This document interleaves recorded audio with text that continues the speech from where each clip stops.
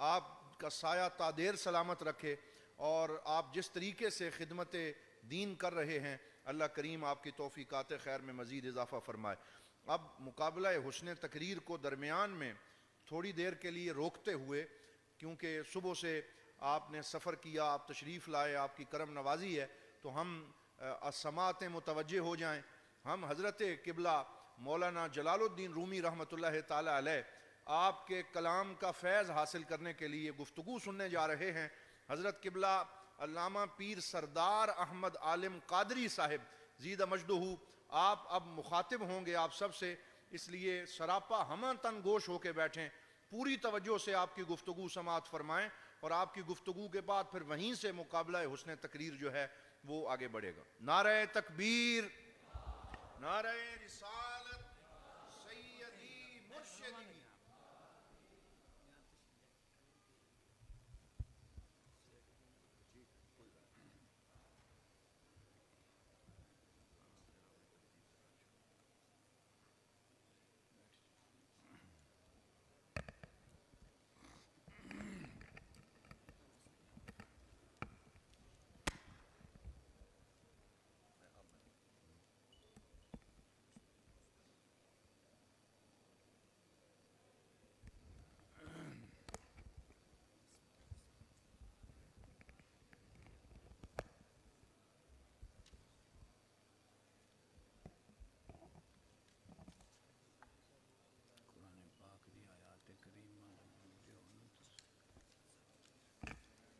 سیدنا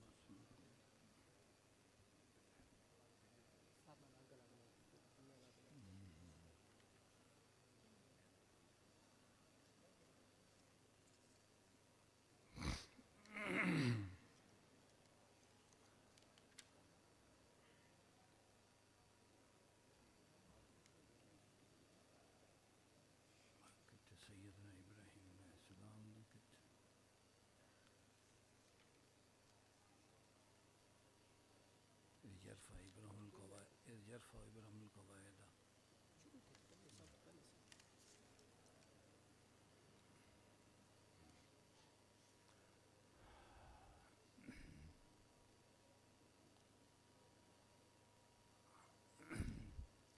الحمد لولیہ والصلاۃ علی نبیہ وعلی آلہ وصحابہ المتأدبین بآدابہ، اما بعد فقد قال اللہ تبارک و تعالی فی القرآن المجید والفرقان الحمید، اعوذ باللہ من الشیطان الرجیم، بسم اللہ الرحمن الرحیم۔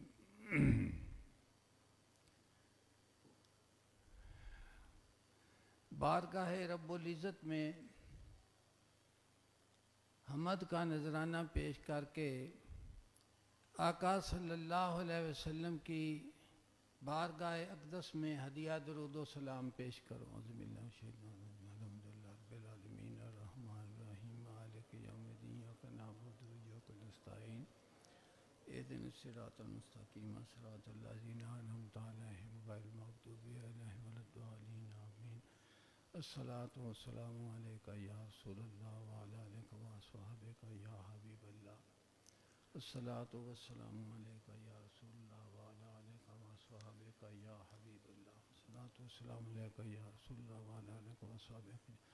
اللہم صلی علی محمد وعلی آل محمد کما صلیت علی ابراہیم وعلی آل ابراہیم انک حمید مجید، اللہم بارک علی محمد وعلی آل محمد وبارک وسلم صلی علیہ۔ بعد حمد و صلات حضور ضیاء الامت جناب پیر محمد کرم شاہ الازہری، یہ جناب کی جگہ ہے، مسکن ہے، اور حضور کی یہ آستان ہے۔ عربی کا ایک قول ہے، الحب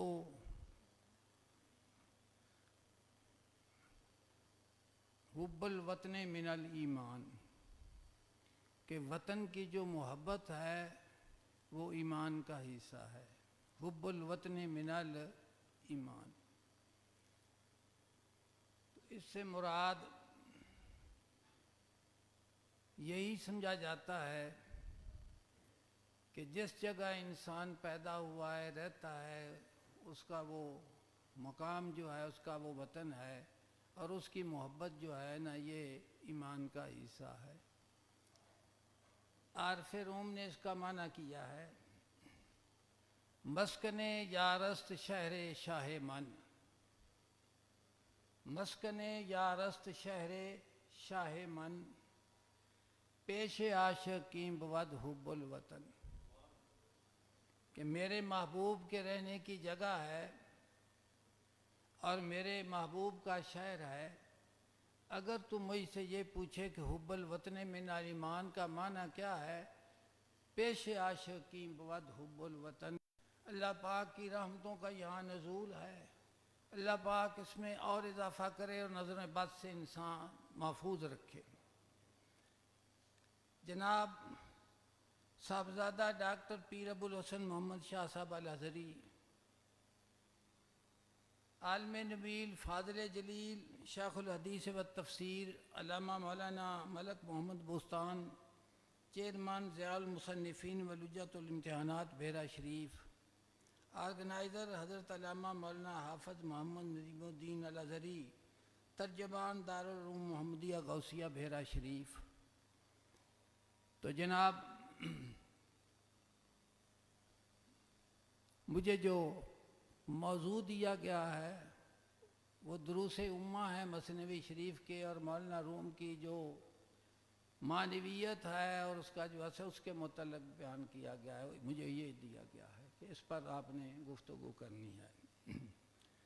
اللہ تبارک و تعالی نے قرآن مجید میں ارشاد فرمایا ہے، اگر پہلے میں کچھ چیز تمہیداً عرض کروں تو اس کو ذرا غور سے سننا ہے۔ عارف روم فرماتے ہیں کہ دنیا کا جو کام بھی انسان کرتا ہے اس میں لالچ اور حرص کو دخل ہوتا ہے۔ جس وقت تک حرص اور لالچ اس میں رہتا ہے تو اس کام کے ساتھ وابستگی رہتی ہے اور وہ چمک اس میں موجود رہتی ہے۔ اگر حرص اور لالچ ختم ہو جائے تو وہ کام بے وقت ہو کر رہ جاتا ہے۔ لیکن جو نیکی ہوتی ہے اور نیکی کا جو کام ہوتا ہے وہ بذات خود حسین ہوتا ہے، اسے حرص سے وہ پاک ہوتا ہے، اس کو کسی اور کی ضرورت نہیں ہوتی۔ اس پر مولانا روم نے گفتگو فرماتے قرآن پاک کی اس آیت کریمہ کو استدلال کا ذریعہ بنا جناب فرماتے ہیں، اللہ پاک نے ارشاد فرمایا وَإِذْ يَرْفَعُ إِبْرَاهِيمُ الْقَوَاعِدَ مِنَ الْبَيْتِ وَإِسْمَاعِيلُ رَبَّنَا تَقَبَّلْ مِنَّا إِنَّكَ أَنْتَ السَّمِيعُ الْعَلِيمُ، کہ جس وقت سیدنا ابراہیم علیہ السلام بنیاد خانہ کعبہ کی اٹھا رہے تھے اور اسماعیل، تو وہ ساتھ ساتھ ایک بات کہتے تھے، بارگاہ رب العزت میں عرض کرتے تھے اور پڑھتے تھے ربنا تقبل منا، کہ اے ہمارے پروردگار قبول فرما لے ہم سے، انکا انت السمیع العلیم، بے شک تو ہی سب کچھ سننے والا، سب کچھ جاننے والا ہے۔ اس پر مولانا روم نے استدلال کیا ہے، جناب فرماتے ہیں کہ ہزاروں مسجدیں ہیں بھی اللہ پاک کا گھر بیت اور وہاں جو نمازی ہیں وہ نمازی بھی مومن ہیں اور اللہ کے عابد اور ساجد ہیں، لیکن جو تعمیر انبیاء علیہ السلام نے فرمائی ہے اس جیسی کوئی تعمیر نہیں ہے۔ مسجد اقصی جیسی کوئی مسجد نہیں، مسجد نبوی جیسی کوئی مسجد نہیں، اور مسجد حرام جیسی کوئی مسجد حرام نہیں۔ تو فرماتے ہیں کہ اس کی کیا وجہ ہے؟ کہ مسجد اقصیٰ میں نماز پڑھی جائے تو مختلف روایات ہیں، 25,000 کا ہے، مسجد نبوی میں 50,000 کا ہے، مسجد حرام میں تو فرماتے ہیں کہ وہی معبود ہے، وہی مسجود ہے، وہی نماز پڑھنے والا ہے، عابد ہے، ساجد ہے، لیکن مسجد اقصیٰ کی نماز کا ثواب اور ہے، مسجد نبوی کا ثواب اور ہے، اور مسجد حرام میں پڑھا جائے تو اس کا ثواب اور ہے۔ تو فرماتے ہیں کہ اس کی حکمت یہ ہے کہ جو ان کے بنانے والے تھے نا، ان میں حرص نہیں، لالچ نہیں، للہیت ہے، اخلاص ہے۔ تو فرماتے ہیں کعبہ کے شردم عز فزود، کہ خانہ کعبہ کی جو ہر لحظہ عزت بڑھ رہی ہے، آنز اخلاصات ابراہیم بود، یہ سیدنا ابراہیم علیہ السلام کے اخلاص کی عزت ہے، حضور سیدنا ابراہیم علیہ السلام کے اخلاص کی عزت ہے۔ اور مسجد قباء کے متعلق اللہ پاک نے فرمایا محبوب آپ اس مسجد میں نماز پڑھیں جس کی بنیاد تقوی اور پرہیزگاری پر رکھی گئی ہے۔ وہ جگہیں فرماتے ہیں فضل عام مسجد خاک و سنگ نیست، کہ ان مسجد کی جو فضیلت ہے وہ مٹی اور گارے اور پتھر کی وجہ سے نہیں، بلکہ کیا ہے لیک در بنا شیرس و جنگ نیست، فرماتے ہیں کہ اس کے بنانے والوں میں حرص نہیں ہے، جنگ نہیں ہے، للہیت پائی جاتی ہے۔ یہ جگہ جس پر میں کھڑا ہوں یہ ایک تسلسل ہے حضور صلی اللہ علیہ وسلم کے دین کی ترویج کا اور خدمت کا۔ اولیاء کرام بحیرہ شریف، حضور کے دادا، حضور کے والد ماجد، حضور ضیاء الامت، اور آگے سلسلہ جو جاری ہے، یہ اللہ پاک کے فضل اور قبولیت ہے، اور اس کی بنیاد اخلاص پر ہے۔ میں اپنے جذبات کا اظہار کر رہا ہوں، ریاکاری سے یہ بات نہیں کہہ رہا، اور اس میں دن بدن جو ہے اس میں بڑھتی رونق بڑھتی چلی جائے گی۔ رومی فرماتے ہیں کہ انبیاء علیہ السلام کی تعمیروں جیسی تعمیر کسی کی نہیں ہے، انبیاء علیہ السلام کی کتابوں جیسی کتاب کسی کی نہیں ہے، کہ زبور ہے، تورات ہے، انجیل ہے، قرآن پاک ہے، نہ کوئی تابوت، نہ کوئی انجیل جیسی انجیل ہے، نہ تورات جیسی تورات ہے، اور نہ زبور جیسی زبور ہے، اور جو حضور کے قلب اطہر پر قرآن پاک نازل کیا گیا ہے اس جیسا کوئی قرآن تو فرماتے ہیں کہ جس طرح ان کی یہ بات سمجھنے والی ہے۔ اکثر آپ یہ سنتے رہتے ہیں کہ نبی کے بھی 2 ہاتھ ہیں، ہمارے بھی 2 ہاتھ ہیں۔ رومی فرماتے ہیں کہ ان کی تعبیروں جیسی تعمیر کسی کی نہیں ہے، ان کی کتابوں جیسی کتاب کسی کی نہیں ہے، اور فرماتے ہیں کہ ان کی مسجد جیسی مسجد کسی کی نہیں ہے، فرماتے ہیں ان کی نیند جیسی نیند کسی کی نہیں ہے، کہ نبی کی جو نیند میں خواب ہوتی ہے واحج کا حصہ ہوتی ہے، واحج کا کیا ہوتی ہے؟ حصہ ہوتی ہے۔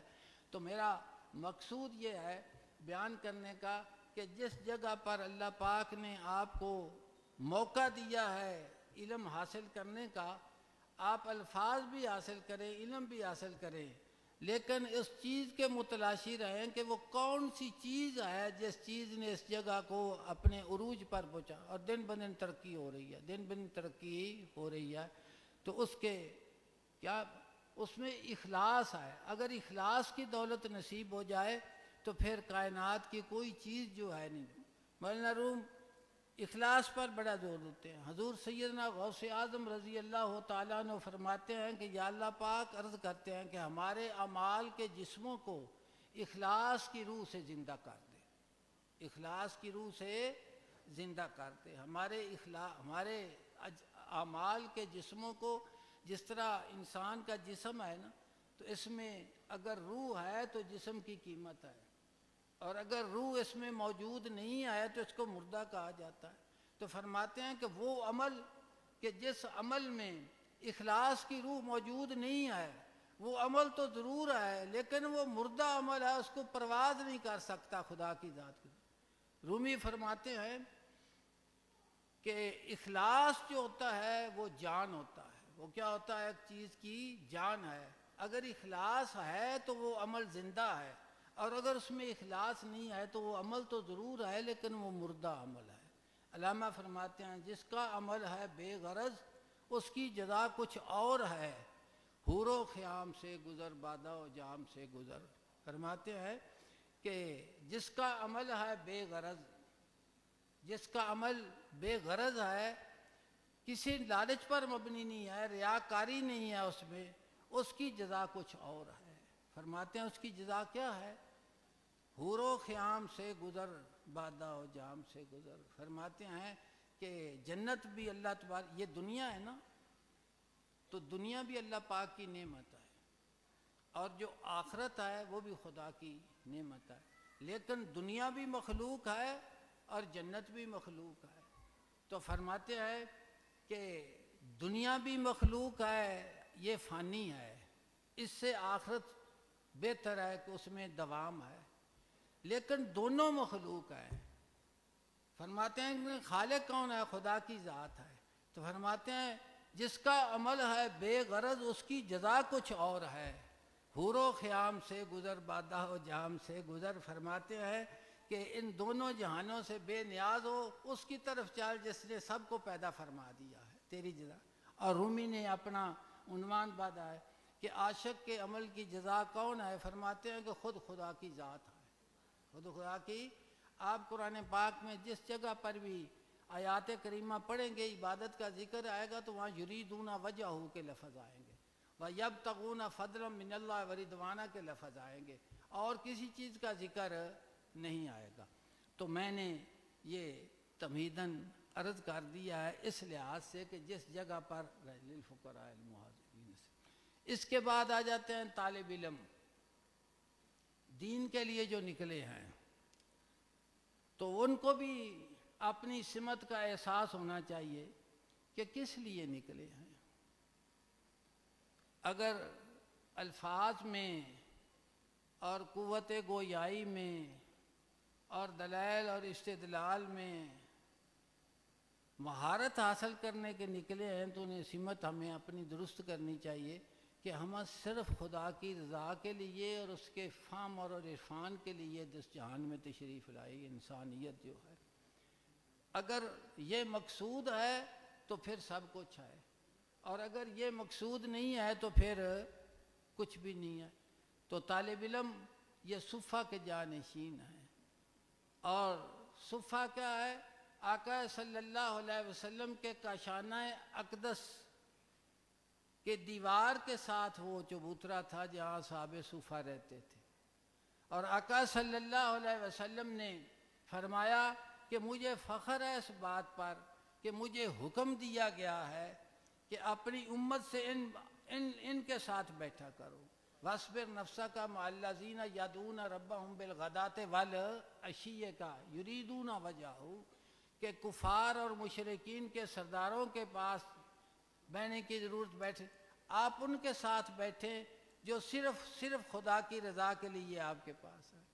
بیدم وارسی اسے صحاب صفہ کے متعلق میں تو وہی شعر ان کا کہتے ہیں، کس شہنشاہ حسینہ کا گدا ہے بیدم، کس شہنشاہ حسینہ کا گدا ہے بیدم، اس گدائی میں بھی شوقت شاہانہ ہے، اس گدائی میں بھی شوقت شاہانہ ہے۔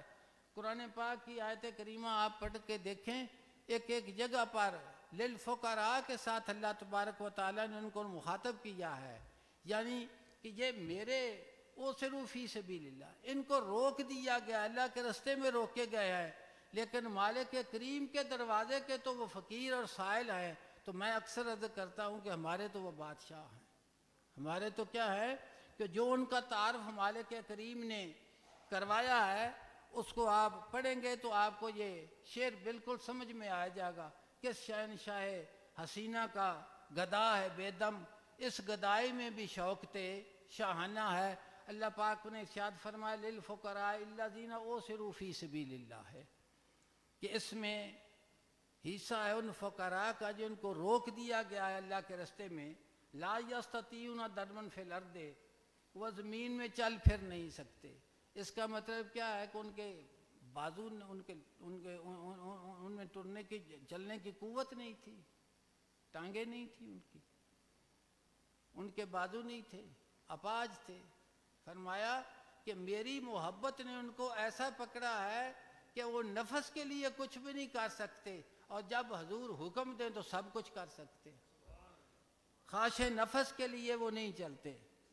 فرمایا کہ یا سبهم الجاہل اغنیاء من التعفف تعرفهم بسیماہم لا یسألون الناس الہافهم ما تنفقوا من خیر فإن اللہ به علیم۔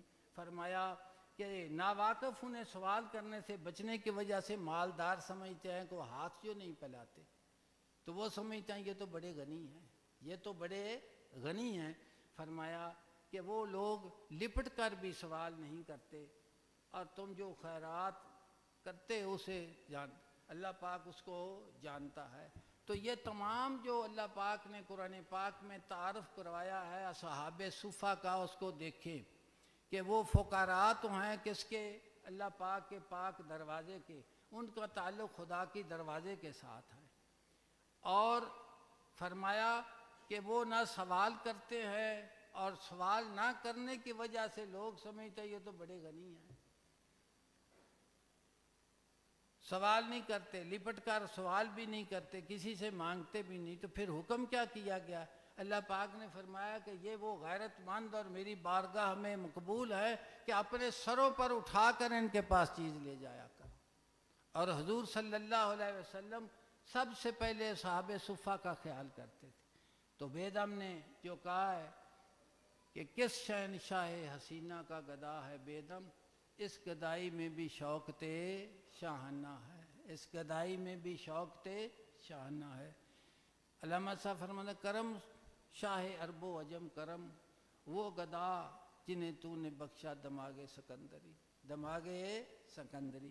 تو میں اپنی گفتگو کا اظہار کرتا ہوں، عرض کرتا ہوں، اللہ پاک نے فرمایا انی جاعل فی الارض خلیفہ، کہ میں زمین میں اپنا نائب بنانا چاہتا ہوں۔ تو انی جاعل فی الارض خلیفہ، مفسرین نے اس پر گفتگو فرمائی ہے، بیضاوی نے بھی تقریر ناب فرماتے ہیں کہ خلیفہ کے 3 معنی ہیں، کہ نائب نے کسی جگہ پر چلے جانا ہے اور اس کے بعد اس نے اس کا کام کرنا ہے، یہ معنی بھی نہیں بن سکتا، خدا اس سے بھی پاک ہے۔ پھر اصل پر موت نے آ جانا ہے اور اس کا جانشین بننے کی ضرورت ہے، بنانے کی ضرورت ہے، اللہ تبارک و تعالیٰ میں یہ بھی معنی نہیں لے سکتے۔ دوسرا ہے کہ وہ کام کاج اصل نہیں کر سکتا، اس کے لیے ضرورت ہے کسی معاون کی، خدا اس سے بھی پاک ہے۔ تو پھر انی جاعل فی الارض خلیفہ کا کیا معنی؟ تو انہوں نے جواب دیا کہ ایک چوتھا معنی ہے خلیفہ کا، وہ یہ ہے کہ اللہ تبارک و تعالیٰ نورانیت ہی نورانیت ہے، اور ہم جو ہیں سیدنا آدم علیہ السلام، ان میں اللہ تبارک و تعالیٰ نے 2 چیزوں کو انسان میں رکھا ہے، ایک خواہشات کو اور دوسرا اپنی محبت کو۔ فرشتوں میں محبت الفت تو پائی جاتی ہے لیکن امتحان کوئی نہیں ہے۔ انسان میں 2 چیزیں ہیں، ایک بدن ہے، جسم ہے، اور ایک اس میں روح ہے۔ جسم کا تقاضا اور ضروریات اور ہیں، اور روح کا جو تقاضا اور ضروریات ہے وہ اور ہے۔ تو فرشتوں میں محبت تو ہے لیکن آزمائش نہیں ہے، اور انسانوں میں کیا ہے؟ اس میں محبت بھی ہے اور آزمائش بھی ہے۔ تو بیضاوی فرماتے ہیں کہ وہاں نورانیت ہی نورانیت ہے اور ادھر اندھیرا ظلمت ہی ہے، تو ایک درمیان میں واسطے کی ضرورت ہے، اور وہ راستہ نبی کی ذات ہے، جو نورانیت کے اعتبار سے اللہ تبارک و تعالیٰ سے وہ فیض لیتے ہیں، اور ادھر انسانیت کے واسطے سے ان کو وہ فیض لے کر دیتے ہیں۔ نظامی صاحب فرماتے ہیں تھی حقیقتیں ابھی کن فکاں، تھی حقیقتیں ابھی کن فکاں، میری اس سے پہلے ہے داستاں۔ زمین تھی، فرشتے تھے، آسمان تھا، تقدیس و تحلیل اللہ تبارک و تعالیٰ کی عبادت کرنے والے، نافرمانی نہ کرنے والے، سب کچھ موجود تھا، لیکن پھر بھی اللہ پاک نے فرمایا انی جاعل فی الارض خلیفہ۔ اللہ پاک کے علم پاک میں یہ سب کچھ موجود تھا اور اس انسان کی تخلیق بھی موجود تھی۔ سیدنا آدم علیہ السلام کے وقت فرماتے ہیں تھی حقیقتیں ابھی کن فکاں، میری اس سے پہلے ہے داستاں، جو خیال یار میں آ گیا میں وہ نقش فکر دراز ہوں، جو خیال یار میں تھا نگیں میں وہ نقش فکر دراز ہوں۔ ایک چیز تو یہ آگے کہ انسان کی تخلیق کی حکمت کیا ہے، نبی کے پہلے نبی کی ذات ہے، پھر عام لوگ، اور دوسرا وہ وعدہ ہے اذا اخذ ربک من بنی آدم من ظہورہم ذریتہم، کہ اللہ تبارک و تعالیٰ نے اولاد آدم سے اپنی ربوبیت کا عہد لیا۔ اپنی ربوبیت کا کیا لیا ہے؟ عہد لیا ہے۔ اب جس وقت یہ عالم کثرت میں انسان بشکل انسان یہاں آیا ہے تو اس میں دو چیزیں پائی جاتی ہیں، ایک بدن ہے اور ایک روح ہے۔ بدن کی ضروریات اور ہیں، روح کی ضروریات اور ہیں۔ جس وقت یہ بدن کی ضروریات میں گم ہو جاتا ہے تو پھر بالکل اگر وہ اس کو پورا کرنے لگ جائے تو روح کا تقاضا پورا نہیں ہوتا، اور اگر روح کا تقاضا پورا ہوتا ہے، اور میرے آقا نے فرمایا لا رہبانیت فی الاسلام، میرے دین میں رہبانیت نہیں ہے۔ اس دنیا میں رہتے ہوئے، عالم کثرت میں رہتے ہوئے، اپنے تمام کام کرتے ہوئے میری بارگاہ اقدس کی طرف، اللہ تبارک و تعالیٰ کی بارگاہ کی طرف چلنا ہے، اور دونوں طرفوں میں افراط تفریط نہ ہونا چاہیے۔ آپ حضرت ضیاء الامت علیہ رحمت کی زندگی پر غور کریں اور دیکھیں۔ بچپن ہے، تعلیم ہے، پہلے قدیم تعلیم حاصل کی ہے، پھر یونیورسٹی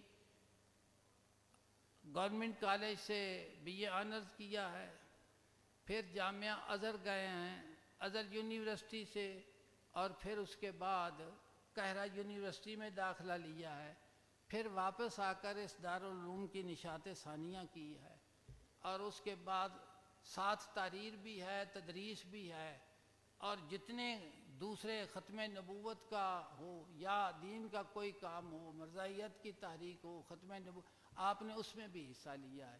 اگر ضیاء القرآن کو پڑھیں تو آپ کو سمجھ آئے گا کتنی صورتوں کے تکمیل جو ہے آپ نے جیل میں کی ہے، لکھا ہوتا ہے۔ تو میں یہ ان کو خراج عقیدت پیش کرتا ہوں۔ سر قدم ہر جا کے می نگرم، کرشمہ دامن دل میں کشد کے جائی جاست، زندگی کا پورا خلاصہ دیکھیں آپ۔ تو یہ وہ چیز ہے۔ تو میں عرض کر رہا تھا، اللہ تبارک و تعالیٰ نے فرمایا زُیّنَ لِلنَّاسِ حُبُّ الشَّہَوَاتِ، کہ اللہ پاک نے فرمایا زُیّنَ لِلنَّاسِ حُبُّ الشَّہَوَاتِ، کیونکہ دو چیزیں ہیں انسان میں، جسم بھی ہے اور روح کے تقاضے بھی ہیں۔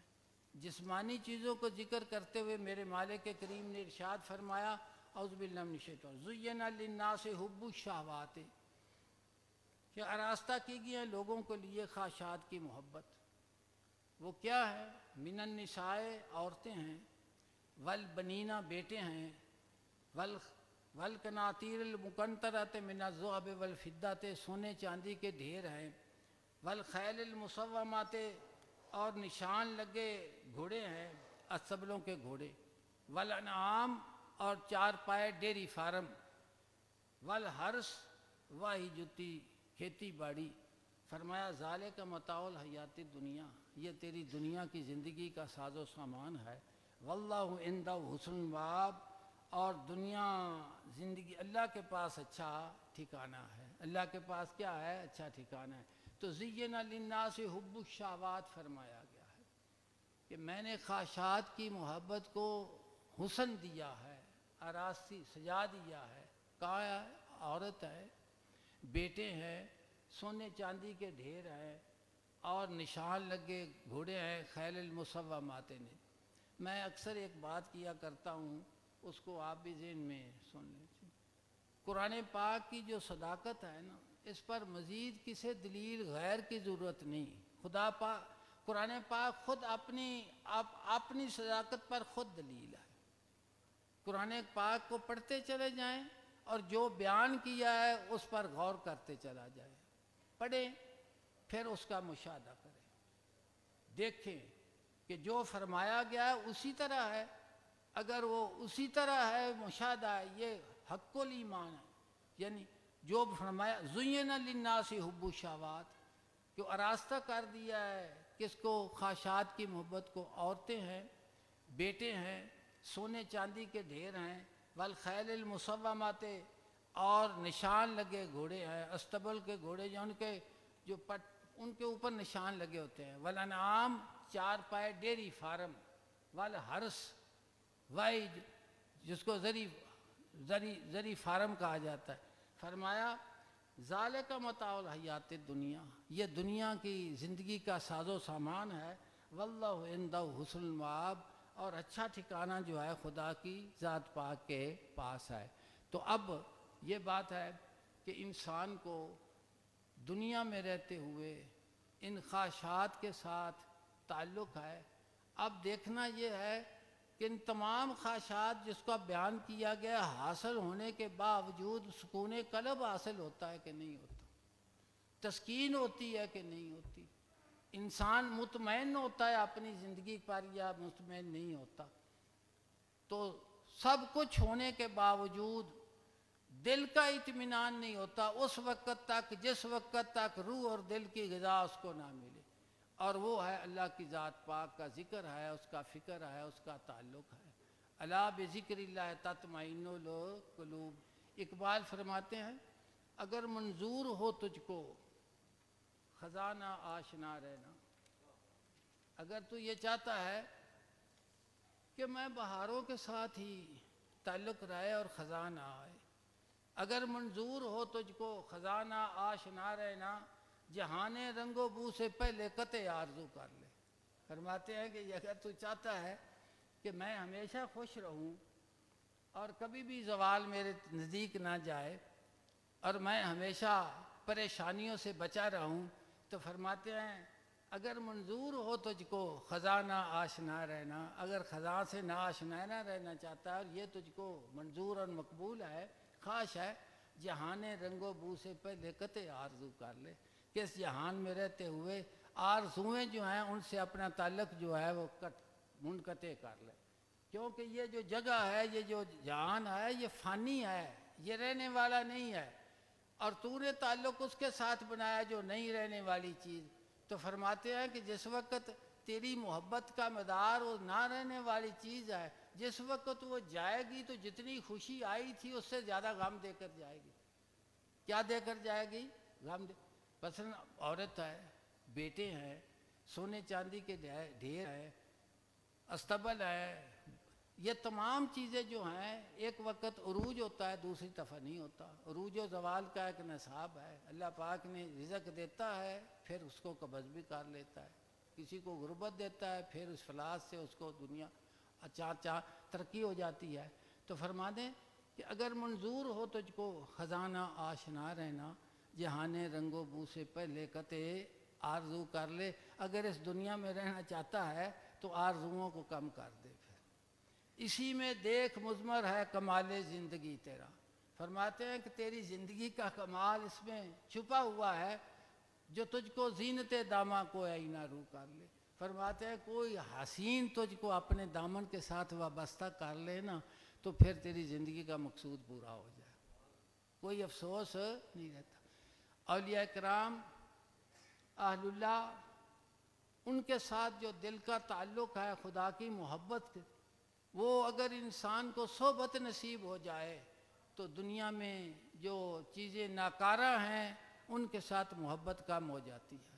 محبت اس کے ساتھ ہوتی ہے جو ہمیشہ رہنے والا ہے، جو ہمیشہ رہنے والا ہے، اور اس میں زوال نہیں ہے، بلکہ کیا ہے، اس میں عروج ہی عروج ہے، عروج ہی عروج ہے۔ جان جاتی ہے تو جائے، لیکن وہ کہتے ہیں کہ محبوب نہ جائے، بس محبوب نہ جائے۔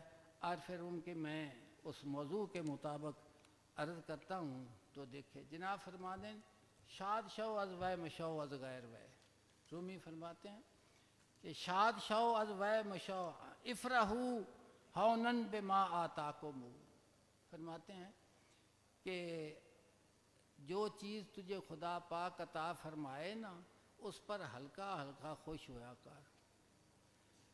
افرحو ہونن بما آتاکم، فرعون کا ذکر کرتے ہوئے اللہ تبارک و تعالیٰ نے قارون کا ذکر کرتے فرمایا کہ اس کو اتنا رزق دیا گیا تھا کہ جو اس کی چابیاں تھیں اس کو بھی طاقتور جتھا اٹھا نہیں سکتا تھا، اور پھر اس کو زمین نے، اور اس پر جگہ پر فرمایا گیا ہے کہ ہنسا نہ کرو، خوش نہ زیادہ ہوا کرو، زیادہ خوش نہ۔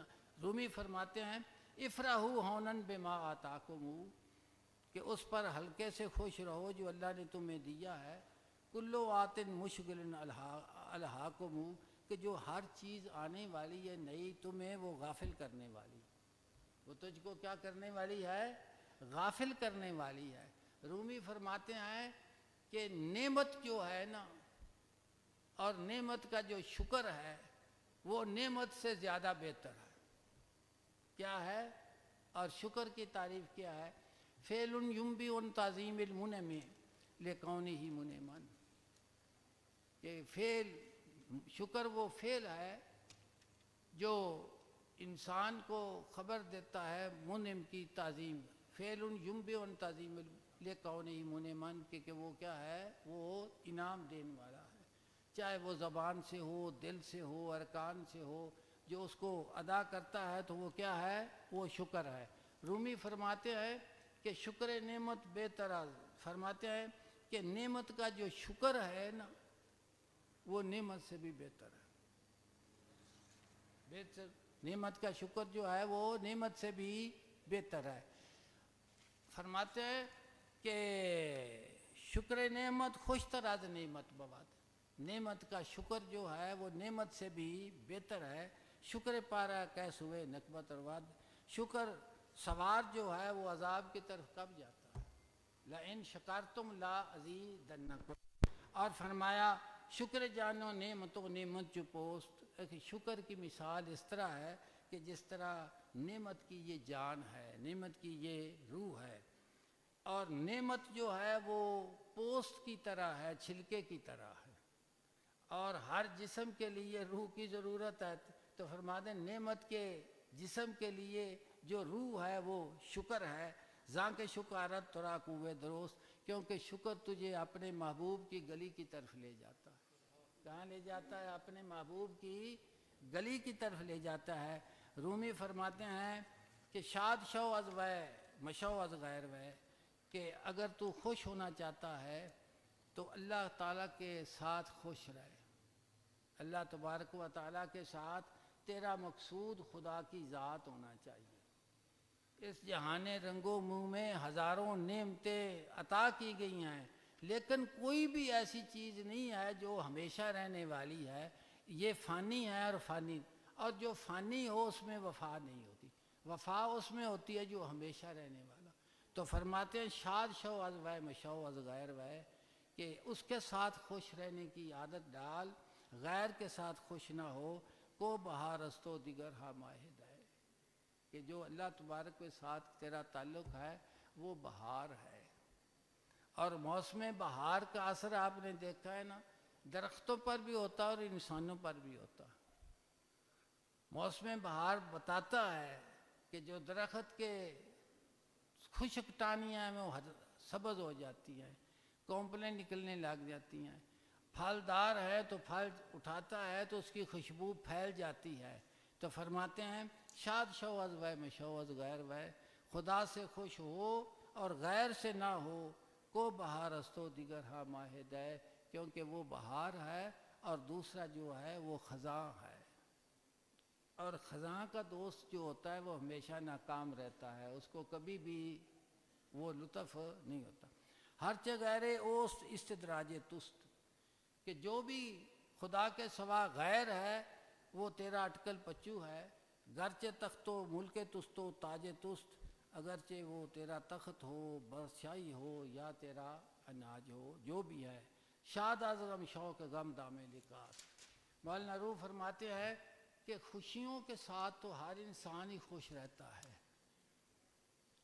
شاد از غم شوق غم دامے لکاس، اس پر غور فرمائیں کہ غم کے ساتھ خوش ہو، کیونکہ جو غم ہے یہ لقاء کا جال ہے۔ اگر خدا سے ملنا چاہتا ہے تو اس کے دیے ہوئے غم کے ساتھ خوش ہو جا، اس کے دیے ہوئے غم کے ساتھ خوش ہو جا۔ سورۃ توبہ کی آیت اندری راسوے پستی ارتکاس، جناب فرما دیں اللہ تبارک و تعالیٰ کو حاصل کرنے کی طرف جو رستہ جاتا ہے نا، اس میں عاجزی ہے، انکساری ہے، اور اس میں فرماتے ہیں اندری راسوے پستی، جتنا جتنا عاجز ہوتا جائے گا اتنی اتنی رفت ملتی جائے گی، اتنی اتنی رفت ملتی جائے گی۔ حضور نے فرمایا جو عاجز ہو گیا اللہ تبارک و تعالیٰ نے اس کو بلندیاں عطا فرما دی۔ کیا فرما دیا؟ اور بندے تو غم ہوتے ہیں، ہزاروں غم ہے، اگر دنیا کی چیزیں ہم سے چھن جائیں تو ہم پریشان ہو جاتے ہیں، ہمیں غم ہوتا ہے۔ سادی فرماتے ہیں کہ غم کھانا ہے تو دین کا غم کھا، دوسرے تمام جو غم ہے وہ بیہودہ ہے۔ میں قرآن پاک کی آیت کریمہ کا ایک اقتباس کرنا چاہتا ہوں، تو فرمایا سورۃ توبہ دا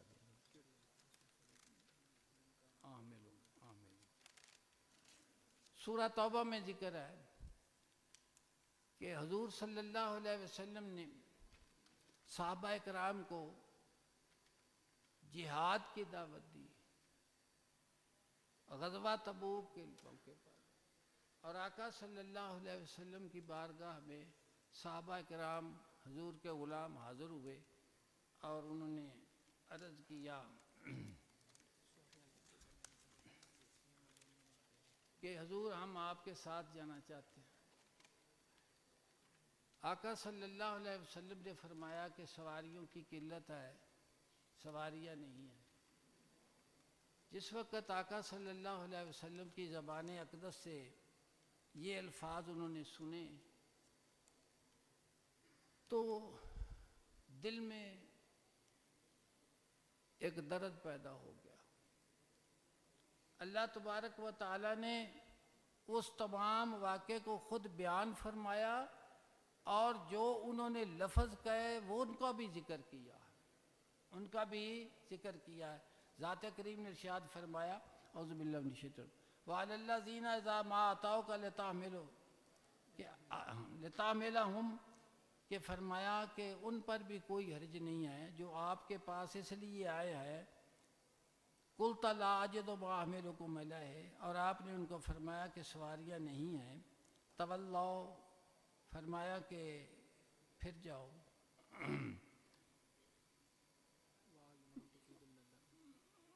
تولوا وہ پھرے، وَآجُنُ تَفِيضُ مِنَ الدَّمِ، وہ چلے لوٹ گئے اور ان کی آنکھوں سے آنسو جاری تھے، ان کی آنکھوں سے۔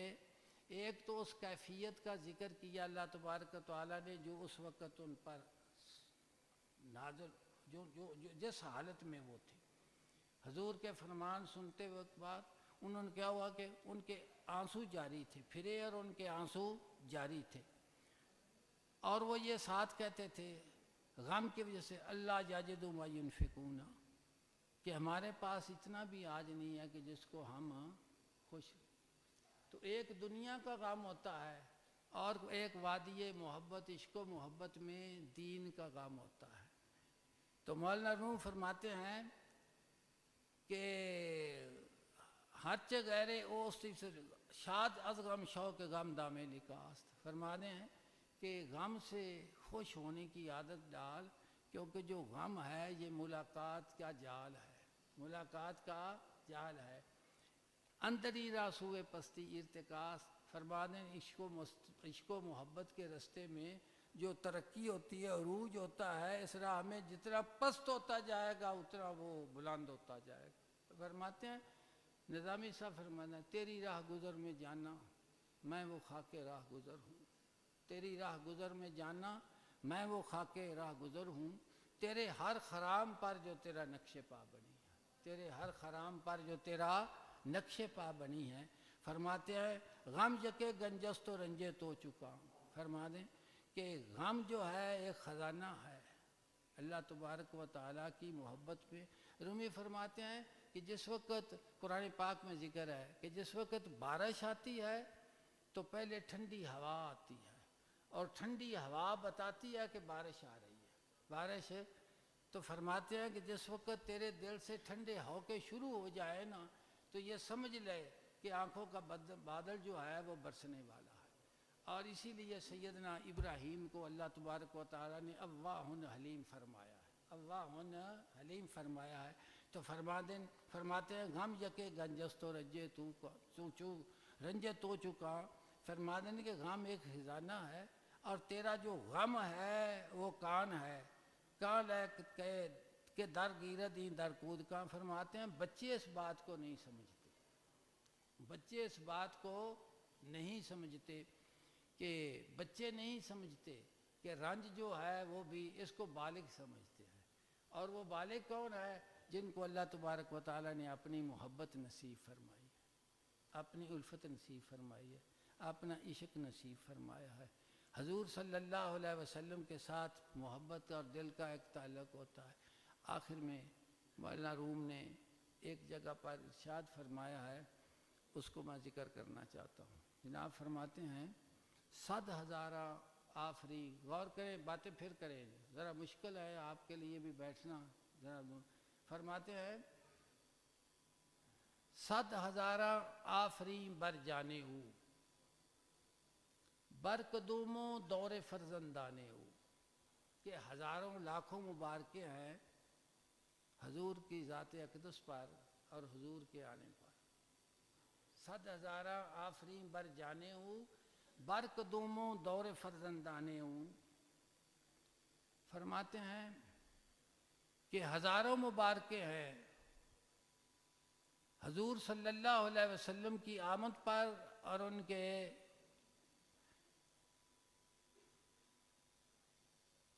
صد ہزارہ آفری بر جانے ہوں بر قدوموں دور فرزندانے ہوں۔ آگے فرماتے ہیں آ خلیفہ زاد گانے مقبلش، کہ حضور کے وہ با اقبال خلیفہ نائب کہ زاندہ اندر عنصر جانو دلش، کہ جو آقا صلی اللہ علیہ وسلم کی توجہ سے، حضور کی رحمت سے، حضور کی نظر سے جن کی تخلیق ہوئی ہے۔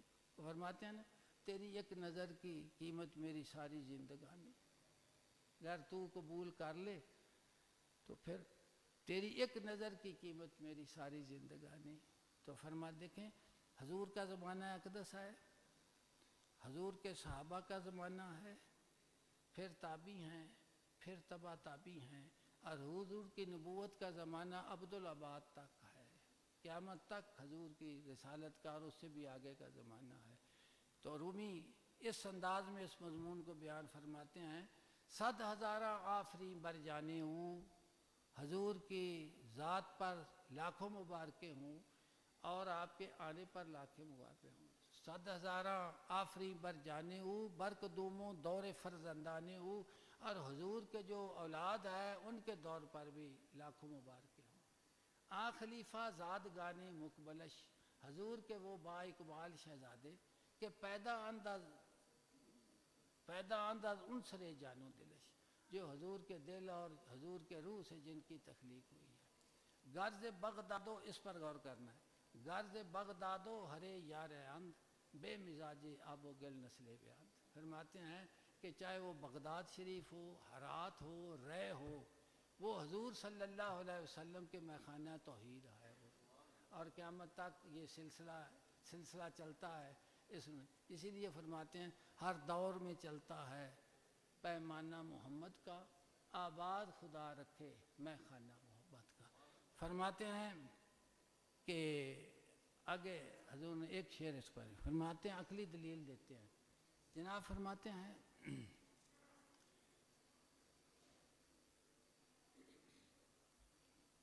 شاخ گل ہر جا کے روئے دھم گل است، کہ پھول کی جو قلم ہوتی ہے جس جگہ پر بھی لگایا جائے وہ پھول ہی اگتا ہے، اس سے پھول ہی نکلے گا۔ خم مل ہر جا کے جوشت ہم است، فرماتے ہیں کہ شراب کا مٹکا جہاں کھلا جائے وہ کیا ہوگی؟ شراب ہی ہوگی۔ تو فرماتے ہیں غرض بغداد غرض مغرب می زند خورشید سر، اگر مشرق سے سورج نکلتا ہے اور وہ مغرب سے نکل آئے، عین خورشید دست نہ چیزیں دیگر، فرماتے ہیں وہ سورج ہی ہوگا، اس کا نام آفتاب ہی ہوگا، اور اس کا نام کوئی رکھا نہیں جا سکتا۔ اللہ تبارک و تعالیٰ اس جگہ کو آباد رکھے۔ ٹوٹے پوٹے الفاظ ہیں، حکم جو ہے اس کی حکم کو مانتے ہوئے حاضر ہو گیا ہوں، نہ مقرر ہوں نہ مقفع سجا عبارت ہے، اللہ پاک قبول مقبول ہے۔ ٹائم میں نے زیادہ بحرف می تواں گفتن تمنا اے جہانے را، منما ذوق حضوری طول دادم داستانے را۔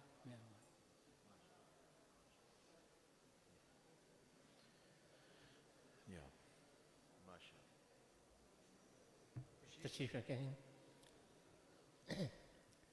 میں اپنے پیر و مرشد سیدی و مرشدی امین امانات ضیاء الامت حضرت پیر محمد امین الاسناد شاہ صاحب دامت برکاتہم العالیہ، ان کی طرف سے، اپنے ادارے کے تمام اساتذہ کی طرف سے، تمام طلباء طالبات کی طرف سے حضرت کا تہ دل سے مشکور ہوں کہ انہوں نے ہم طالب علموں کے لیے اتنی دور دراز کا سفر اختیار فرمایا اور یہاں آ کے اتنی خوبصورت باتیں اور اتنے موتی اور جواہر ہمیں عطا فرمائے۔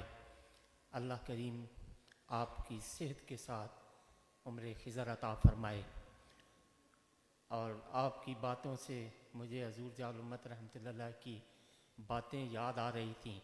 اب کیونکہ مقابلے کا میں کچھ شرکاء بھی باقی ہیں تو میں گفتگو کو طویل نہیں کروں گا تاکہ اس کو ہم مکمل کر لیں، لیکن الحمدللہ بڑا لطف آیا، بڑا دل کو تسکین حاصل ہوئی حضرت کی گفتگو سے، آپ کی محبت بھری نگاہوں سے، اور آپ کے یہاں کلمات خیر سے ہمارے لیے یہ سرمایہ حیات ہیں، آپ کی محبتیں، آپ کی شفقتیں، اور ہم امید رکھیں گے کہ آپ اسی طرح آئندہ بھی ہماری اس گزارش پہ تشریف لاتے رہیں گے اور ہم پر کرم نوازی فرماتے رہیں گے۔ میں بار دیگر تمام اپنے ساتھیوں کی طرف